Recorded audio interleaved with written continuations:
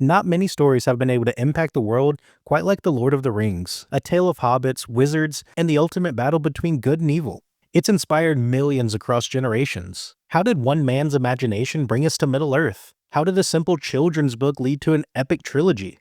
And how did we get from this to this? If you like this video, please leave a like and consider subscribing to the channel. I'm trying to reach 300 subscribers by the end of the year, and I'd be so grateful if you help me reach that goal. I'm Mickey Teller, the Masked Storyteller, and with that out of the way, let's begin. Before we dive too deep into this, I want to let you all know I tweaked my back over the weekend. Me, the real person, not the cartoon that you're watching. Obviously, I tweaked it doing something really manly and cool. So we don't need to get into specifics, but it's causing my voice to sound a little weird because right now I'm currently laying flat in bed, looking up at the ceiling and holding a lavalier microphone up to my mouth and reading my script through my phone. So yeah, if my voice just sounds off, if it doesn't sound like I'm able to articulate my words very well, that's probably why. I'm learning that reading a script out loud while you're laying down in bed is actually not ideal. Strange. So with that out of the way, let's begin. For real this time. J.R.R. Tolkien, born in 1892, was a man whose life experiences profoundly influenced his literary creations. Something as simple as being in the English countryside would later go on to inspire the Shire. Hey, that rhymes.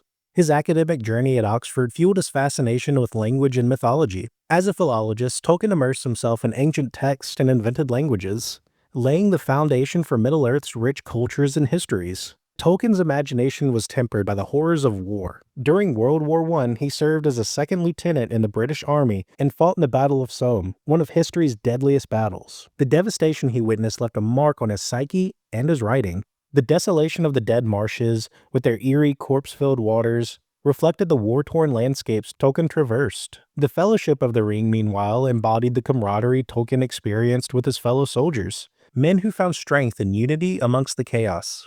After the war, Tolkien returned to his academics, but his creative spark was ignited by an unlikely moment while grading exams in the early 1930s. On a blank sheet of paper, he scribbled a line that would change literary history. In a hole in the ground, there lived a hobbit. What began as a whimsical children's tale quickly became a publishing success in 1937, introducing readers to a world of adventure and unexpected heroism. Yet, Tolkien's publishers demanded a sequel. And good thing they did, because now we have The Lord of the Rings. The journey to complete The Lord of the Rings was anything but smooth. Between his responsibilities as a professor, raising a family, and his relentless perfectionism, Tolkien spent over a decade writing this trilogy. He often sent chapters to his son Christopher, who was stationed in South Africa during World War II, using their correspondence as both motivation and feedback. By 1949, the manuscript was complete, a sprawling epic over 9,000 pages. It's over 9,000!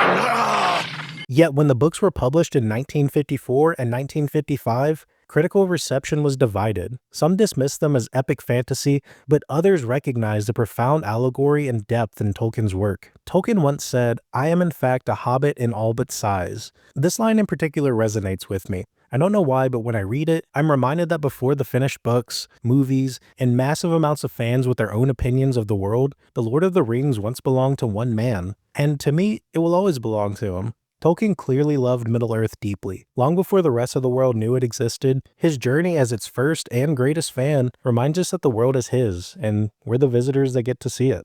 Jumping ahead to the 20th century, The Lord of the Rings had become a cultural phenomenon beloved by millions. Yet many believed it was impossible to adapt this story to a film. Until, that is, Peter Jackson stepped forward.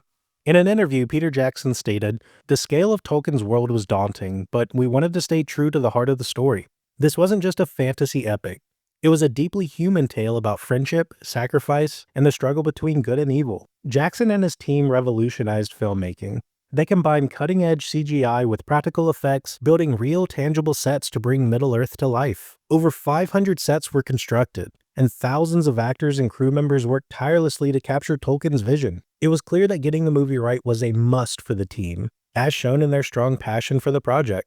And they succeeded. Released between 2001 and 2003, the trilogy was a critical and commercial triumph. The final film, The Return of the King, won 11 Academy Awards, including Best Picture, solidifying its place in cinematic history. After the monumental success of Lord of the Rings, Peter Jackson returned to Middle-earth with the Hobbit Trilogy. Based on Tolkien's 1937 novel, The Hobbit was a much lighter, much simpler story, a far cry from the sprawling epic of its predecessor. But instead of a single film, the story was expanded into 3 blockbuster installments. The films were ambitious, to say the least, incorporating material from Tolkien's ties to Bilbo's journey to the larger events of Middle-earth. On paper, this expansion promised to deepen the story's connections to The Lord of the Rings, but in execution, the trilogy faced significant challenges. Unlike The Lord of the Rings, which struck a careful balance between practical effects and CGI, the Hobbit trilogy leaned heavily on digital technology.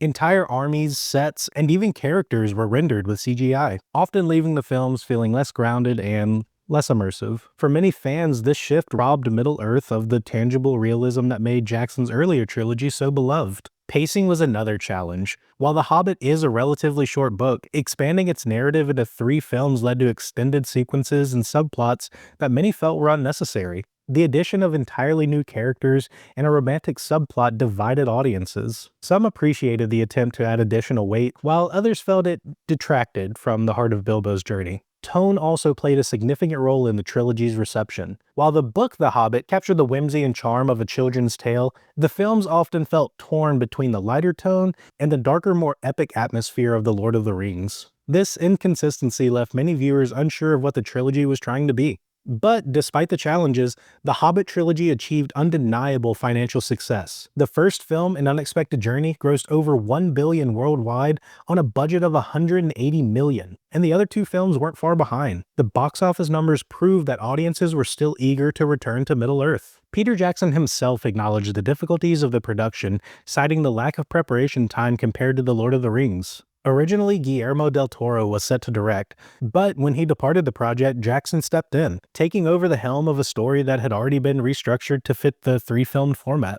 Ultimately, while the Hobbit trilogy captured the grandeur and spectacle of Middle-earth, it struggled to connect with audiences on the same emotional level as The Lord of the Rings.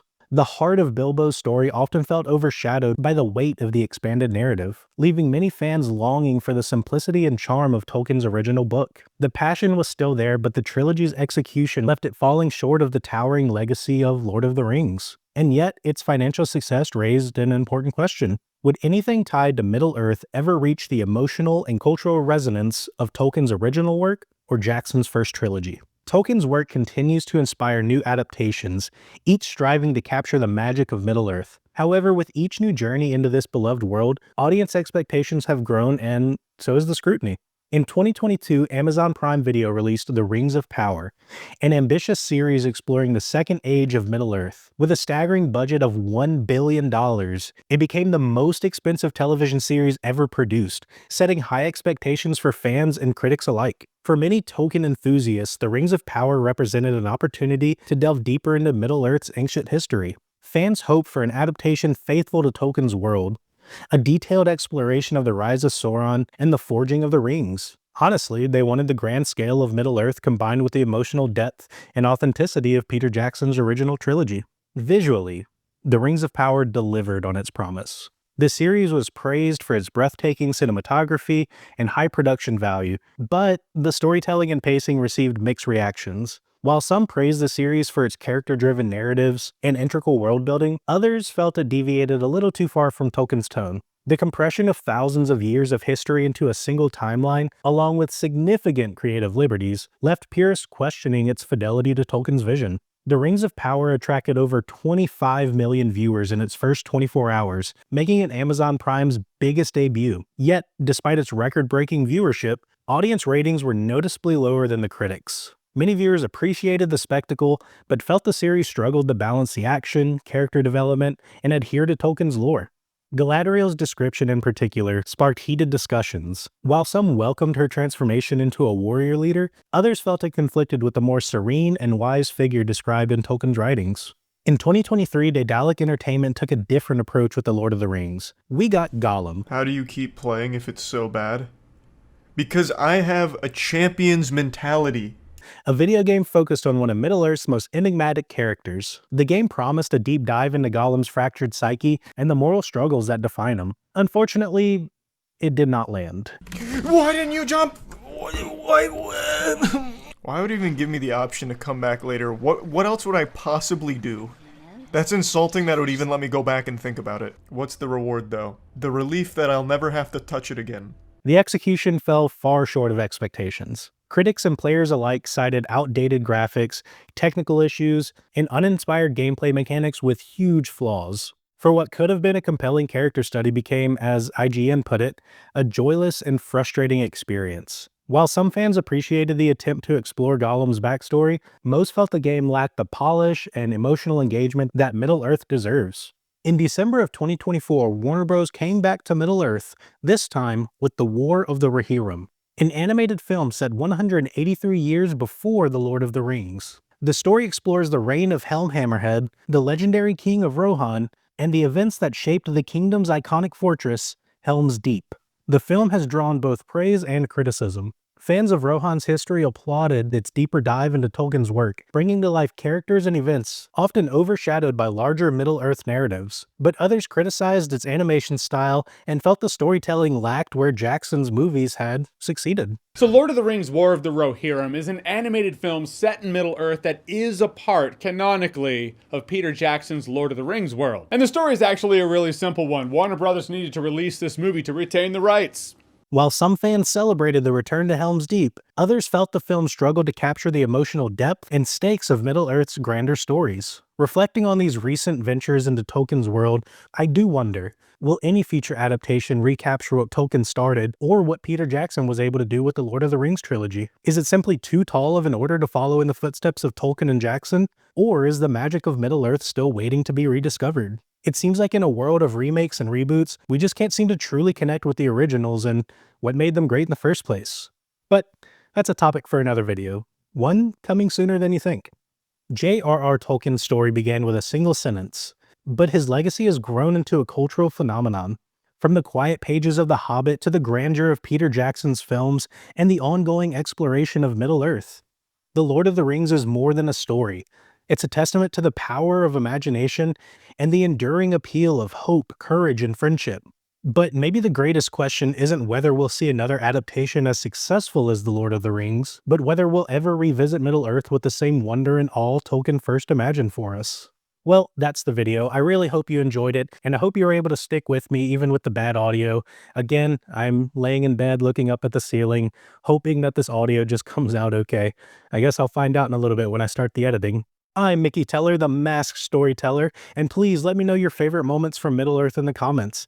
And if you enjoyed this video, like and subscribe for more deep dives into the stories that shaped our world. And I'll leave you with this, exploring all these different amazing writers, from where they came from and where they went, or where they're going. It's just a reminder that if you have a story to tell, it might just be the story everyone wants to hear. So don't be afraid to put your work out there. It might be the next Star Wars, it might be the next Narnia, or it might be the next Lord of the Rings. Later.